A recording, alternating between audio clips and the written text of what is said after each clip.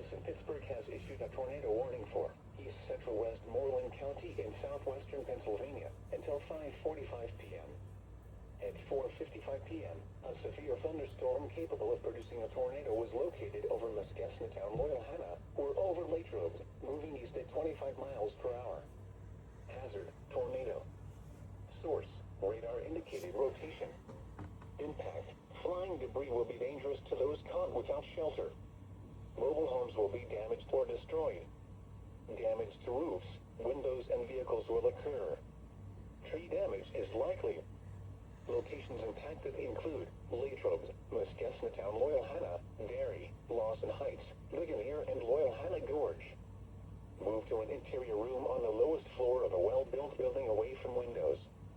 If you are outdoors, in a mobile home, or in a vehicle, move to the closest substantial shelter and protect yourself from flying debris. Repeating, a tornado warning has been issued until 5:45 p.m. for the following county: Westmoreland, Pennsylvania,